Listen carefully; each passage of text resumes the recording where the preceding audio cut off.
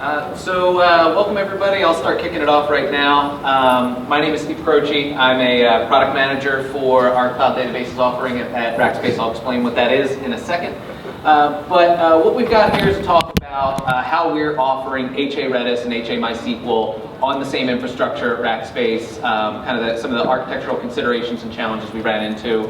What I'm going to do is run this a little bit like a mini panel session.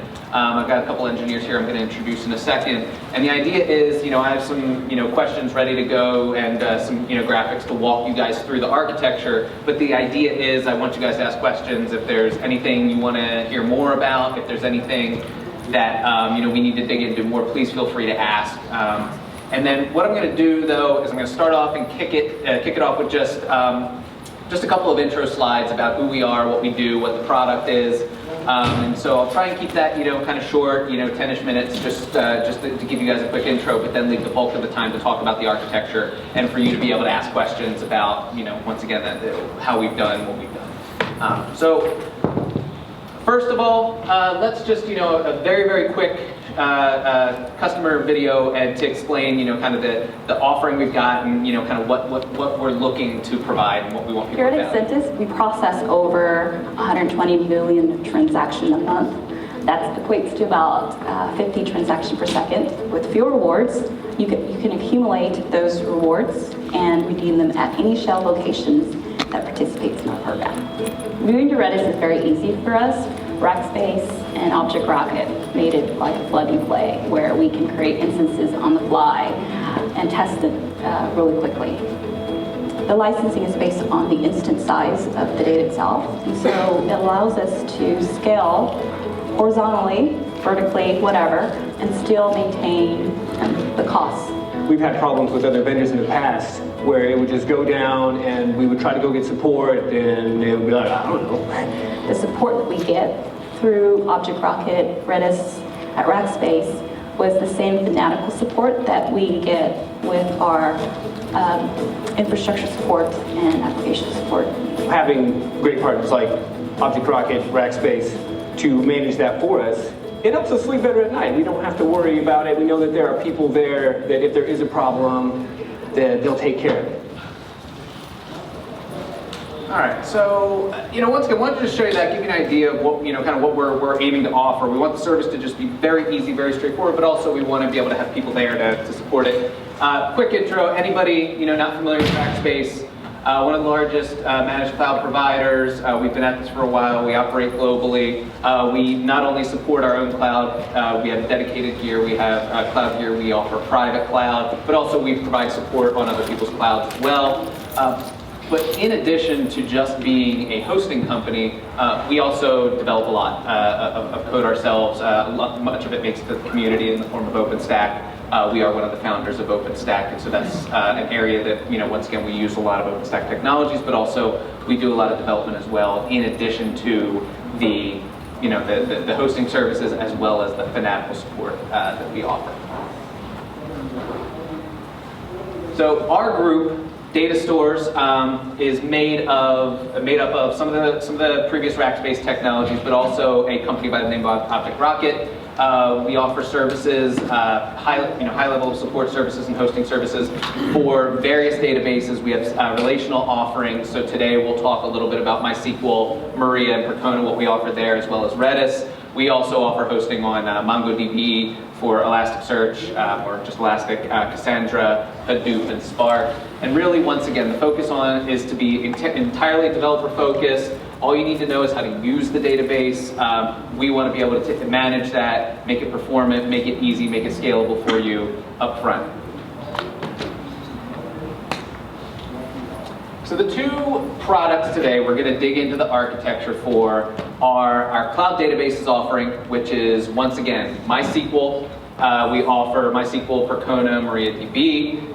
Easily scalable. You can scale memory from 0.5 gig up to 64 gigs. We're actually about to raise that in a month or so now, so that's going to go up even further. Storage, you can have volumes that easily resize from as small as a gig up to a terabyte and beyond with a support call. And we aim to make it very easily scalable. Resizes can happen in minutes, and in the case of storage expansion, it's almost immediate and there's no downtime. And we automate everything. Once again, we aim to make it very easy. We want to provide automation around things like HA. So HA is really an API call. You can set up an HA cluster. Replication is the same thing. We allow you to customize your MySQL configuration file. We offer some automation and API support from there. And once again, want to make it so that you don't need to know how everything's running in the background. You don't need to know how to manage it. You just need to know how to use it. And then one of the other portions of our product, one of the other things we focus on is the fact that we use dedicated hardware in a dedicated environment. We are not running on just kind of standard cloud gear. We have an environment that's focused on running databases, and we'll talk about that in a minute, about why we made that decision and the direction we went. And then, once again, backed by that fanatical support, 24/7 by 365. One of those things that we want to make sure that if you have an issue, if you need support, or you just have a question about why are things running not the way I'd like, or give me a little bit of this query, we want to be able to get you to somebody quickly, and we want to be able to provide support via a person, so that once again, in addition to having things that just work, we want to be able to offer support. And so that's how we offer our MySQL product. We aim to do the same thing on our Redis product. Our Redis product, once again, runs on the same infrastructure, carries a lot of the same capabilities, highly available. So once again, we offer HA instances, easy scaling, going from very small instances to very large instances very, very quickly. And then once again, being very highly performant, running on a dedicated environment, adding security features like SSL, and once again, adding that large support. So once again, hopefully made that kind of quick and painless up front about what this product is, what we're offering, what we do. And now I'd like to move on to sort of the little panel portion of this talk. I'll introduce at this point. Once again, that's me on the left, Steve Croce. I'm the product manager for this product, or for the MySQL product. I've also got Redis HA, who's one of our developers for the kind of the API and that part of the infrastructure, and then Tim Given, who's one of our DBAs, but also is on the team that manages the underlying infrastructure as well. Just to go back over it again, I'm going to ask them questions and kind of handle this like a panel, have them walk us through the architecture, but please feel free to, if at any point there's a question, generally what I'll do is, you can ask the question and I'll just repeat it for everybody else, and Tim and Reddy can take it. So to start off, I guess I'll start with Reddy. Can you walk through the base architecture and before we added HA, before we added the ability to spin up HA instances, describe our base architecture and what it looks like, and I'll put a graphic up so everybody else can see how this is structured. Yeah, sure. So our MySQL and Redis products under the Rackspace Data Stores umbrella basically is built out with OpenStack Trove as the foundational piece. A little bit of a background about OpenStack Trove itself. So Trove is this database as a service project started under OpenStack, and its primary objective is to provide reliable and scalable database as a service for any types of data store. So SQL, NoSQL. It has a really rich feature set and has a very extensible framework. In fact, Trove started off as an incubation project between teams across Rackspace and HP, and it went on to get a lot of traction in the OpenStack community, and it's now a full-fledged OpenStack project. And we on our side have extended Trove and to suit sort of our business needs. And this diagram here up on the slide is a good depiction of how Trove forms like the foundational piece of our current provisioning architecture. Trove basically exposes different APIs, right, to create a database, to take a backup of your database, to say add databases and users and permissions, manage basically different aspects of maintaining and creating a database. So these APIs are accessible via a control panel or a suitable command line interface.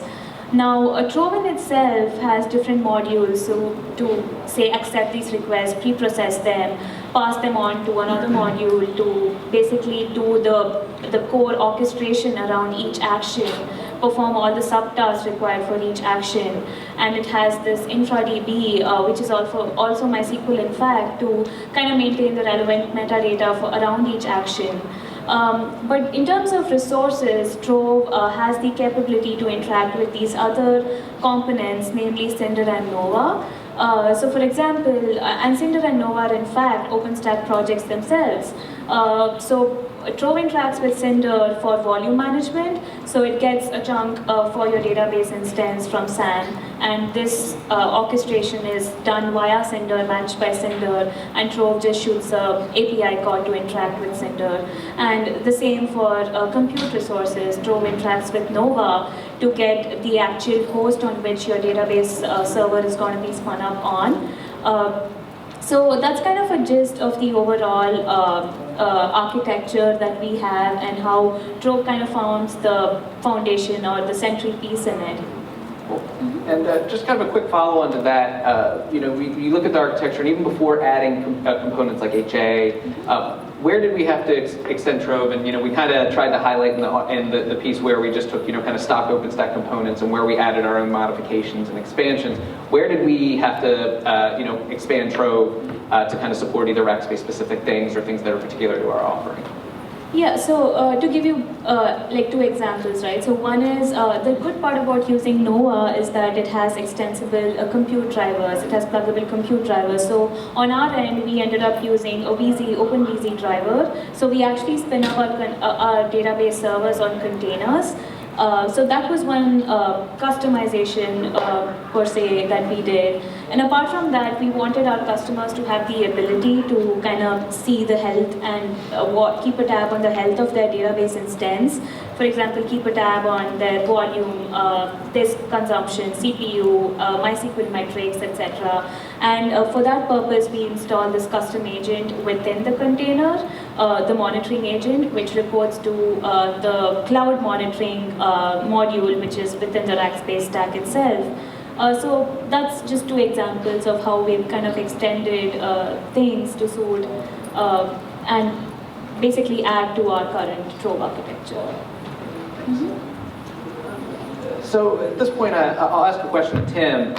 You know, I mentioned earlier our dedicated environment and that we use our own gear specifically for this. Talk a little bit about that environment and basically from OpenVZ on down, you know, as Rita described. Talk about our environment, why we made the decisions we made, and kind of describe that environment.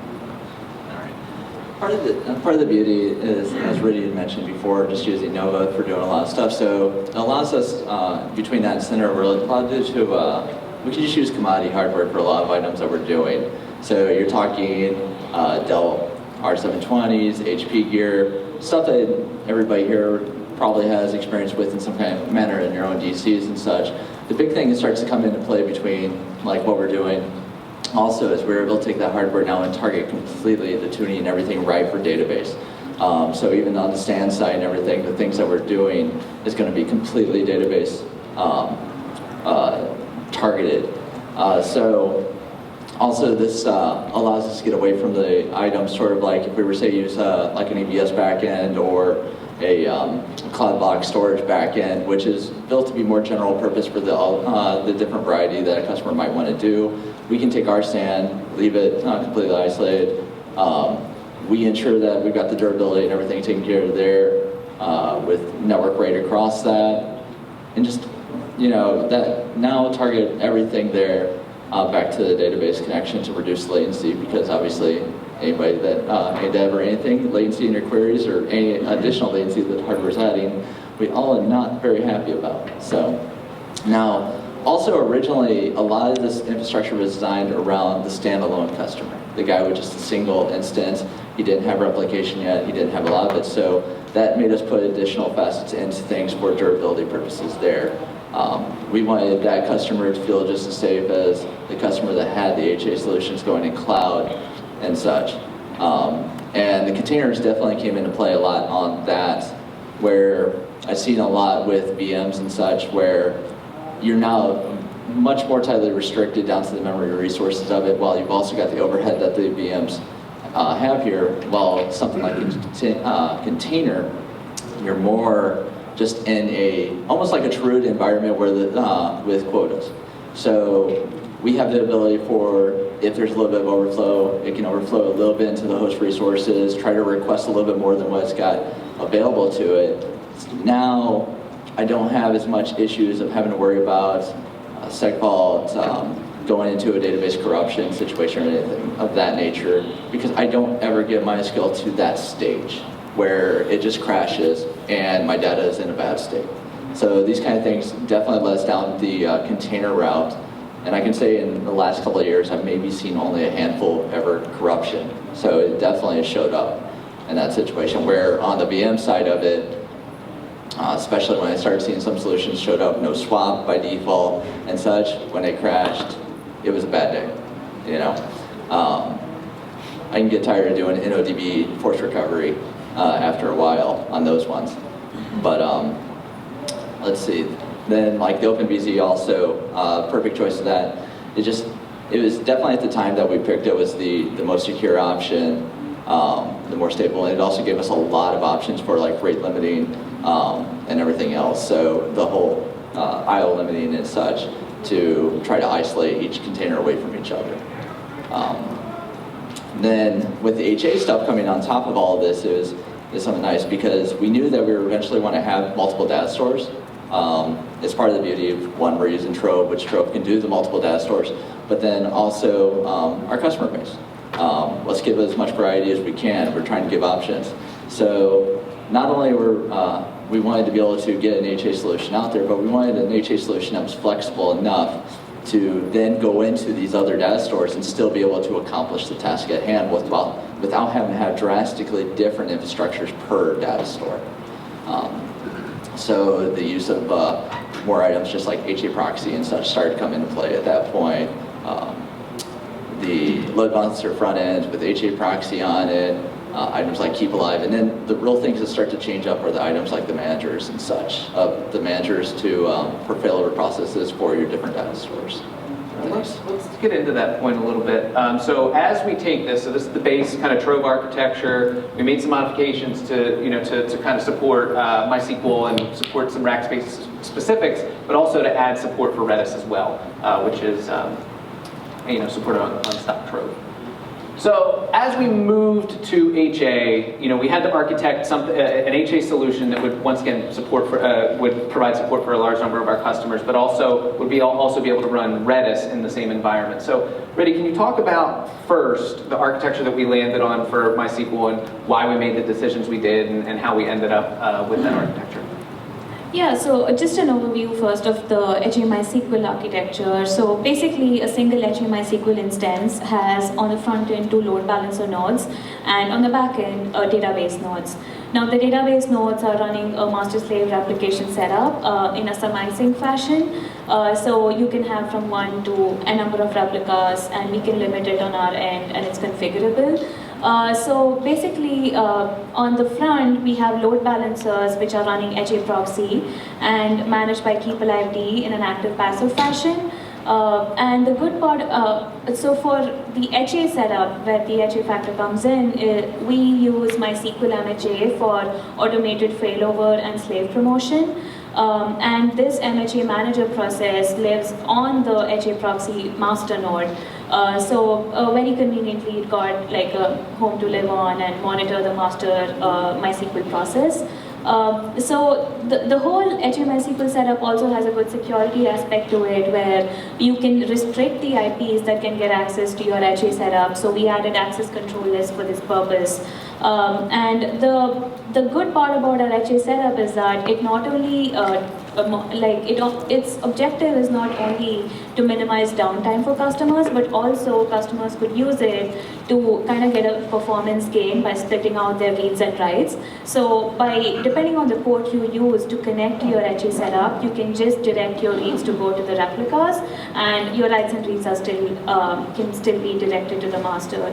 So that's one performance gain with our current HA setup, which is different from just having the minimal downtime that customers look out for.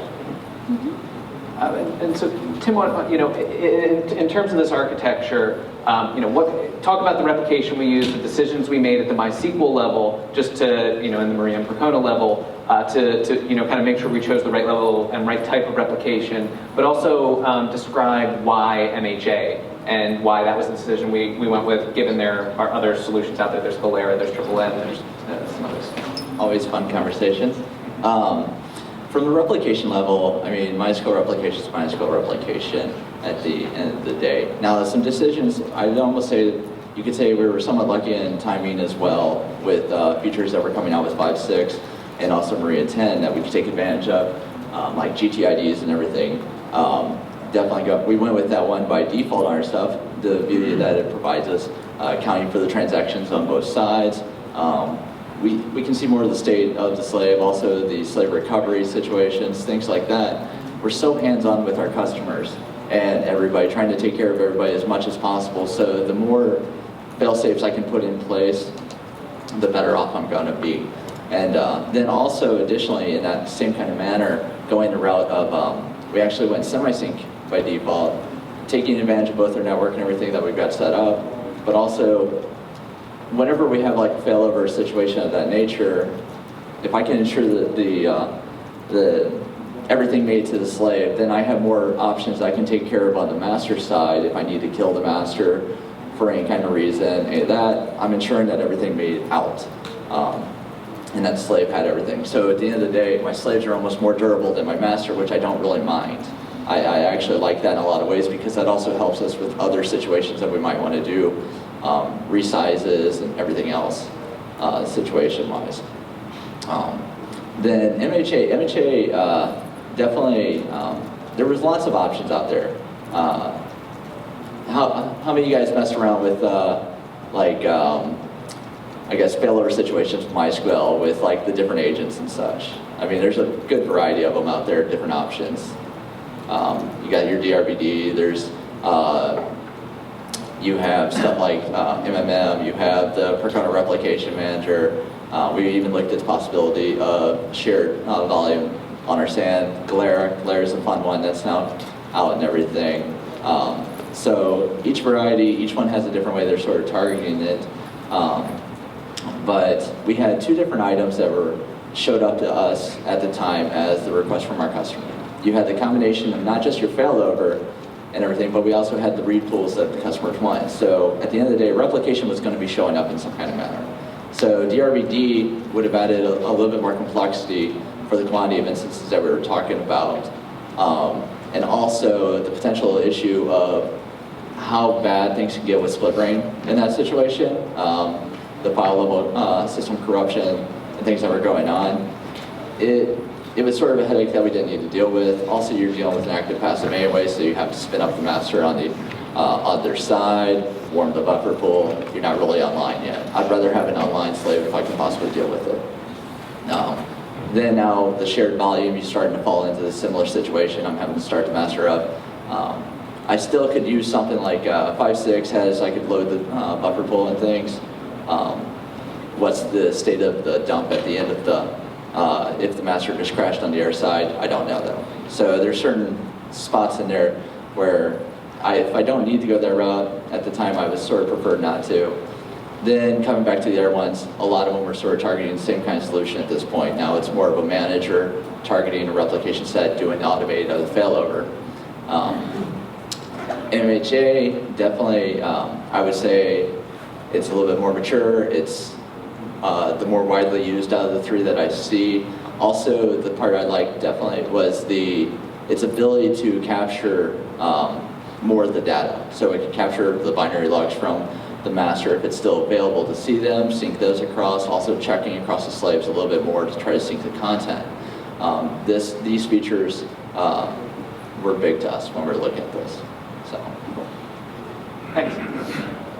So give a second between each of these answers, take a look, let us know if there's any questions. I'll definitely leave time after, kind of we get through a few more things for any additional questions, but at any point, if there's any questions on the content or anything that we've said, please feel free to raise your hand.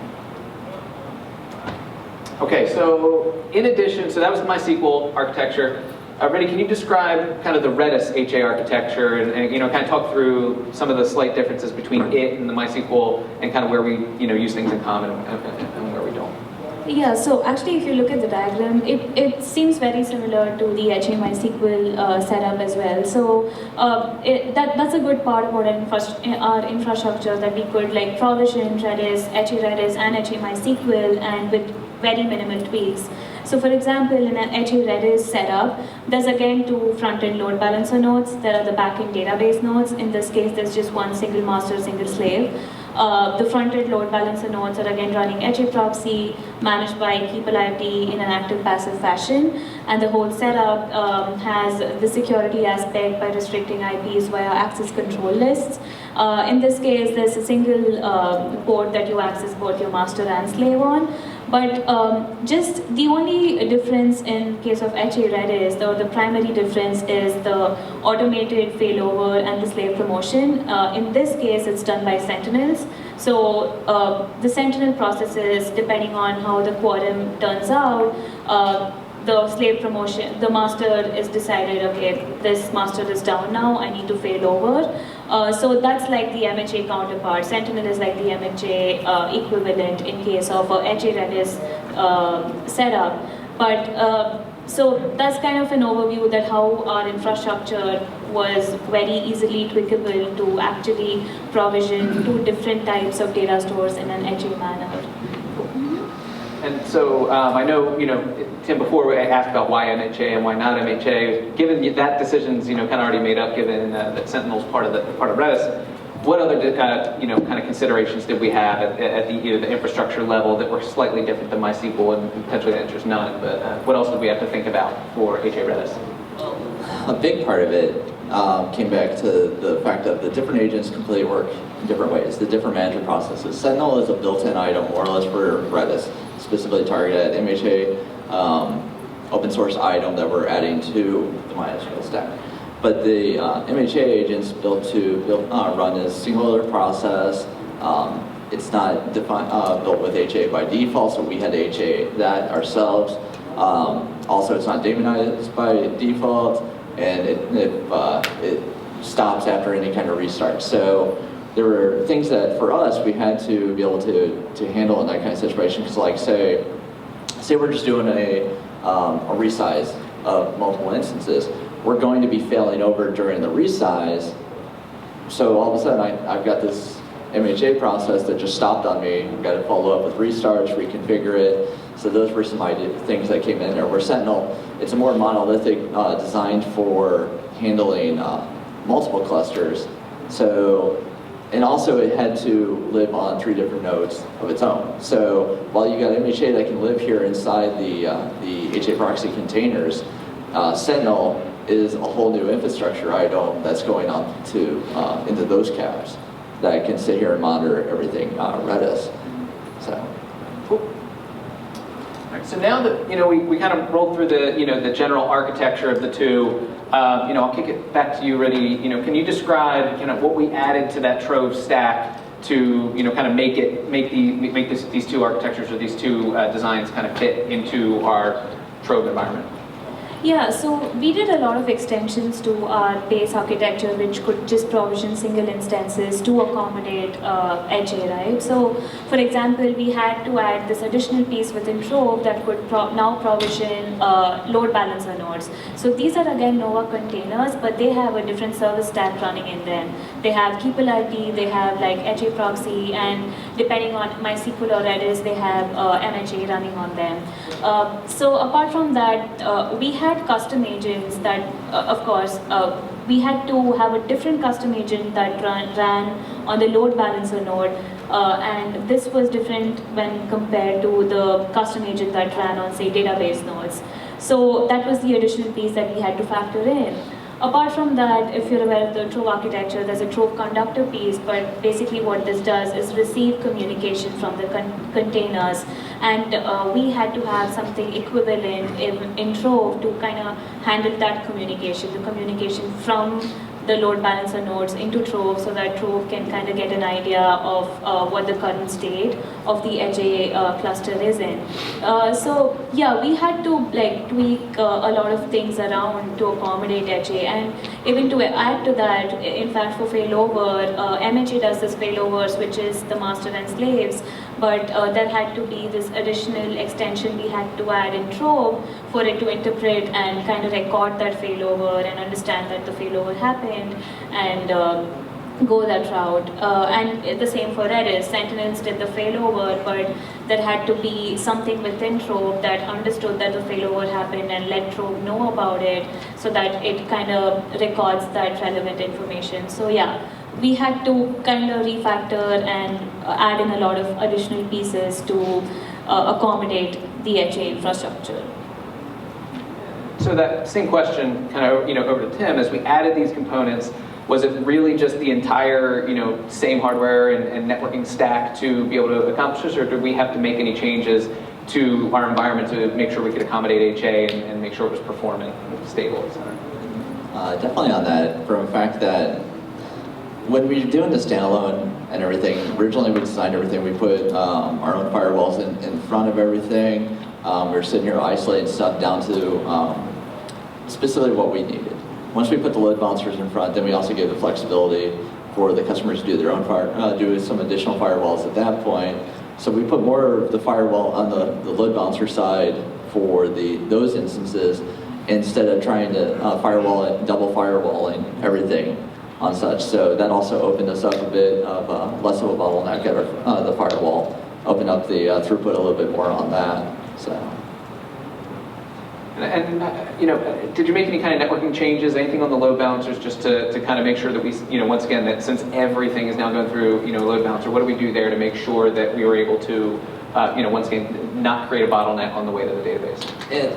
Also, it came some changes just from the fact that we were dealing with Redis as well in there. And for MySQL, a lot of times I wasn't using as much persistent connections, but Redis, it pretty much survives by the persistent connections.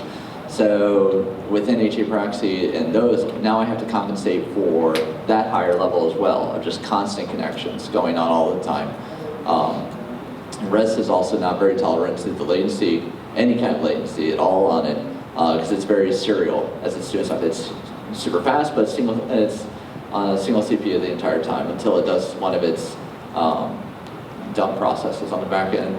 So because of those things now, like I said, network becomes a huger bit, and we start tailoring the load balancers to let's open up these pipes way more than what we were able to on the MySQL side. We have to give it as much as what we can, and so that definitely ran some additional tuning at that point, just at the network stack level.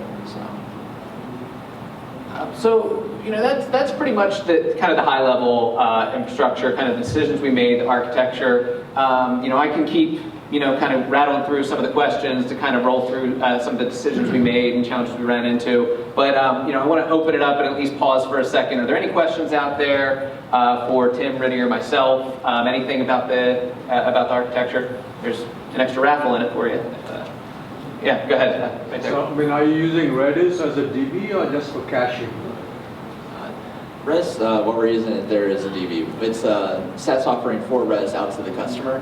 So whatever they're using it now, we're using it in non-persistent state, so it's more in that kind of for caching offering. But I believe that we could set up, or we can do some of the persistent we need to.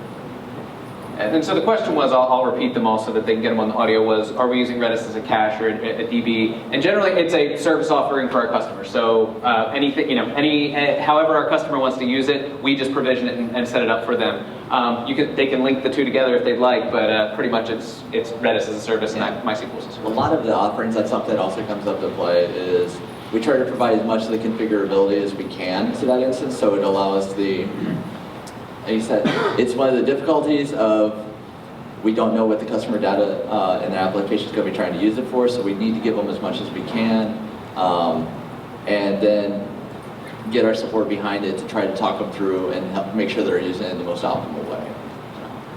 There's another question over there, I think. Or, yeah. Okay, so do you have any kind of a multi-site replication for Redis? Do you offer those services? Or are you serving it from a single site, more or less, and if it fails, it fails? So the question was about multi-site replication. Redis. On the Redis side. So multi-site on the Redis side, do we offer anything there, and kind of why or why not? Currently at this stage that we don't have the multi-site on Redis, but it's something that we've been digging into more on getting the multiple DC. A lot of it also comes back to some of the original design on the networking and everything that was done, because we locked each of the DC's networks are not talking to each other, so that's going to add some complications once we try to get everything tied back together. And what I was saying about Redis and its tolerance at that point, it's definitely going to be a concern, but it's something that we're staring at right now, to be honest. And I'll just add one point. It's going to depend on the case because, a number of our customers using Redis, it's kind of like, well, they can lose Redis in a region and they can roll along fine and kind of refill the cache somewhere else. But there are a couple of scenarios where we see people that want to keep that persisted even if they need to fail over to another region. So. And just to add to that, I think that is just a little, it doesn't match up to multi-site, but then we do provision our database servers on multiple hosts, not the same host. So that's just a minimal or a simplistic robustness that's there to reduce the point of failure to just being one node down. Yeah, on the local side, Sentinel answers that. What we encountered and our problem is that how we split it into different DCs and keep our app running and keep it in sync with Redis. I think MySQL has solutions for that, but Redis we struggle to find a solution for that. That's why I asked. And that is one, where once again to provide that's something that we're looking at in-house and how we can layer on top to be able to do something along those. I can definitely see that pain with that one, and like I said, us looking at it ourselves, just from the way that how it replicates and everything else across. Also, you start to run into the issue that it doesn't really have built-in SSL, so now I'm going over between DCs. I'm going to have to set up something myself. We actually hit something. We have SSL set up on our stuff right now to terminate at our load balancer level, and just because of the fact of those situations with what Redis is dealing with and it not being in its current design, so that. So a couple over here. Yeah. Yep. Can I see the previous slide, please? Yeah, sure. The Redis one? Redis one, yeah. The question is, how do you synchronize the masterization, so the cluster reconstruction, with the query routing in HA proxy? So how do you manage the new master endpoint with your clients with HA proxy? So I'll repeat the question just for the audio. So correct me if I got it wrong here, but basically, how do you handle the synchronization of query routing when you're dealing with multiple or having to fail over or promoting masters? Is that accurate? Yeah. Okay. But that's where we're using Keep Alive to kill where the floating bit between the two. We only have it going on one. If either MHA or anything transitions over, Keep Alive also pushing that bit over to the next side, so and killing the stuff on the previous. Yeah, the question is, does something modify HA proxy configuration to The actual the new master? Yes. More like, so Sentinel does the failover, and as I mentioned earlier, so Sentinel ends up communicating this to Trove. And Trove does the orchestration of, okay, now this is my new master, this is my new replica, and it goes and updates HA proxy by like communicating to the custom agents there. Okay. So Trove is kind of like the orchestrator of anything that happens. Yeah, this is where we had to add the secondary agent onto it to do, where Trove can do database configuration and management. I'll hit you with this thing.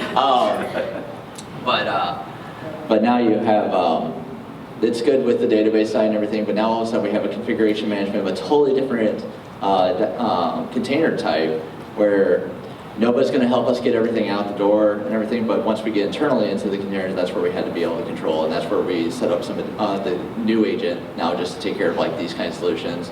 Also, it helps us with like MHA, because when we do resizes, we have to be able to update its configuration, so any of those configuration managements inside the container, that's how we're taking care of that. Can you talk about how backups work with respect to HA? So the question was around backups. How do we handle backups around HA and MySQL in particular?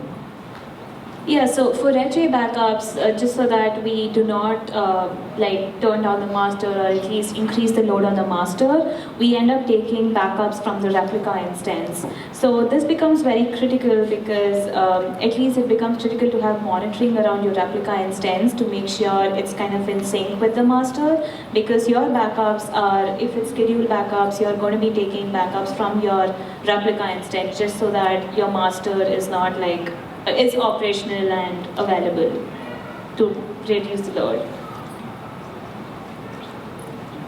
So that's basically part of the service. So we offer an API for backups. I mentioned it a little bit earlier. So you can set up schedules, you can set up on-demands, and so it's kind of Reddy's point was along the lines of, well, if you have that schedule set up and that, you might be point to the overall HA group, so to make sure that they're always taking a backup of a replica and not, having a performance impact on your master if that were to be promoted. One caveat to also add to that is the fact that if when we go to do the backups, it notices something's been off with replication, our monitoring hasn't caught it. We do use like sensing monitoring. We're trying to do more proactive monitoring for our customer base so that we can follow up quickly on stuff. But if we haven't caught something yet and backup's coming through, the backup can actually roll back to the master. It's an extra backup-based backup, so it's still very low impact on the database. But the ending lock that it does typically for the MySQL tables and such, it was still a concern why we also wanted it on the slaves, but it does have the ability, if it sees a degradation in the replication process, to roll back to that master so that you end up with a good copy. Any other? Oh, one right there. For the MySQL sensing, for the sensing verification, so if there is a lag and then there is an event like causing you to condition failover, do you actually do the failover automatically, or you just ask the customer to actually choose? So the question was, to make sure I got it correctly, I'll repeat it for the microphone, is you're saying in the case of HA, how to make sure that failovers actually occur automatically and that they don't, that they don't continually keep happening, but that we do it once and do it correctly and build replicas. Bottlenecking in that situation. Also, the part of the question is that because the something can become bottleneck, so the slave might not get the exact data of the master, right? So at that point, if you do the failover, so the data is not accurate, so you will actually cause some data loss. Yeah. Okay. So okay. So like how you actually deal with it. How do we handle, so the question was, once again, to repeat for the audio recording, is how to make sure that also when we do that failover to account for data loss or account for a replica that may be behind us. With the case of semisync going over there, so semisync, it's also going to have that act before the commit and everything. It is potential to add that time up because you have that default timeout in there, so it could potentially also bottleneck on the master, that situation and everything. To that point, for MHA, we have to ensure that we don't do cascade. We don't allow for a cascade failure so that we don't just hit that situation. That's where also our monitoring comes back into play to catch that situation in that place. Now, because of the fact that, let me see what you're saying with the more of the loss list and such at that point. What's funny is I'm actually probably in a better state. If it made it over to the slave in that situation with semisync and it found its way into its relay logs and the master was just waiting on the commit, then I've got the transaction going. If I didn't and I'm actually having trouble talking to the slave, I'm probably just losing this one transaction though if the master goes. So it's definitely, it's something I can watch. That it's a situation, and about the only way that I could ensure otherwise is just proper monitoring around that, because I've got a master now that's not going to be committing that transaction, while at the same point the slave's not receiving a transaction, so now the transaction really doesn't exist anywhere, so we're still consistent with each other once I fail. So I think that, kind of that's kind of one of the things I'll add in onto this one is it's not just the MHA and MySQL replication stack, but it's also the monitoring on top of it to basically be making sure that we always have replicas that are very close in time to the masters. And I guess the other thing I'd add in there is that we've still got the data on the bin log itself. So Well, not necessarily at this kind of point, because the master is actually waiting for its acknowledgement from slave before it commits the entire thing. So at that point, it hasn't even found its way to the local bin log on it. There is this situation where it is going to switch into async. It's going to try to send off. Typical recommendation also to the customers have multiple replicas. You don't want to have the single one because now you're just increasing your chance for that bottleneck. But like I said, also at that point is, I think at that stage we should have seen some other failures, and that's where the monitoring piece comes in, to where we should have caught that well before it ever even showed up. So. Does that help answer? Yes, so like then in that case, like do you do the automatic failover or you actually just let customer to push it? If the master actually reached the point to where this is starting to bottleneck it that much, then it would be an automatic failover. If it is something that the customer's noticing, they not necessarily be able to manually fail over themselves, but they can contact our support team and we can push the failover through. That one. So you mentioned Trove several times. Are you going to be pushing any of this code upstream? So the question was about Trove and pushing the code upstream. So I guess I'll answer kind of the high level, and then really since you work in that, I'll kind of kick it over to you. So at least for now, we've kind of got all of our extensions, and we're kind of there's similar functionality in upstream Trove that's kind of come along the way. Now, some of the Rackspace specific stuff is not out, but as we've talked about before, HA Redis is out there. So the question is, are we going to push it back? We just need to determine whether we can line up with what the community's doing with Trove. No, specifically for HA Redis. And Trove PDL. There's no code for Redis HA. I see what you're saying for the HA Redis piece. So it's actually a good question. And the question was, sorry, I didn't repeat the question, was what are we going to be pushing upstream for HA Redis? It's something we need to, we kind of need to reevaluate as a team. We made the extensions a number of years ago, and now it's just a matter of trying to figure out which components can be easily pushed and sync back up with kind of upstream Trove and make sure that there's not a whole lot of work to kind of get things reintegrated. So that's kind of my long answer of saying we're looking at it. We're not, I can't commit at this point to actually, merging everything back upstream, but it's something that we're kind of definitely open to and trying and keeping our eye on. I don't know if you have any additional points ready. No, Steve covers it all. Something else. I think you had another question. Yeah, it's an asynchronous replication, so how do you manage the latency? For example, if the state becomes slow and it's too much lag for the requeries because of consistency, do you manage the read through like Trove? So the question was about if there's any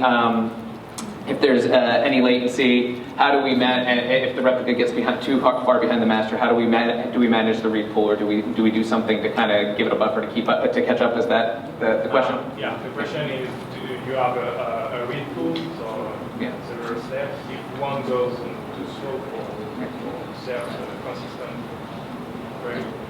How do you handle how do we handle with slow replicas? Basically, they can't keep up. No, definitely.